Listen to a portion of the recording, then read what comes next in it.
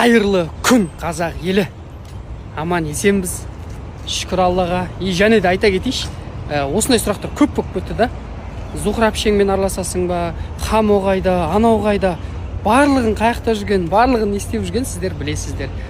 Енді Зухра әпшем өткенде қонаққа шақырған, енді бара алмай қалдым. Бұлай жазып не істеп тұрады. Енді Хамо жайлы болатын болса, неге араласпай кеттіңдер? Ұрыс қалдыңдар ма, бүйтіп қалдыңдар ма? Жоқ, ұрысқан жоқпыз, көрдіңіздер, бет ашары бар, тойы бар, барлығына бардық. Енді әркім өзі біледі, араласам, араласпай ма деген сияқты қой. Былай өзім шүкір, достарым жетеді, ауылдастағы достарым бар, мына спортсмен достарым бар, группаластарым бар, ауылдың жәндегі достарым бар деген сияқты қой. Сондай сияқты қой, араласамыз. Бұл жерде ешкімге мұқтаж емес деген сияқты қой. Так что солай түсініңіздер. Күндеріңіз сәтті өтсін. Жолда келатырмын. Сәл ұйқым әрең келеді. Жол серік жоқ. Ұйқымда шамай келеді.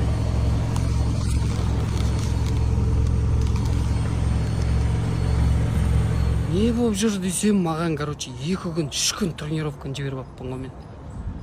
Тренировка жіберсем, мен көңіл күйім болмайды, еще сонандай. Энергия болмай қалады да. А мен соған үйреніп қалғанмын да. Біреулер темекі іздеп, ішетін нәрсе іздеп жүрсе, мен осы тренировкасыз мен қаным жүрмей қалады.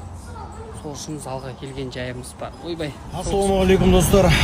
Мынау 3-4 күн болды, байқап жүрсеңіздер, стройсқа нормально шығамай жүргенім. Өйткені бұйыртса, Алла қаласа бір жақсы жаңалық болайын деп тұр. Мен үшін, менің отбасым үшін, таныстарым, жақындарым үшін, келіншегім үшін, соның арқасында жүргенімізге 3-4 күн болды.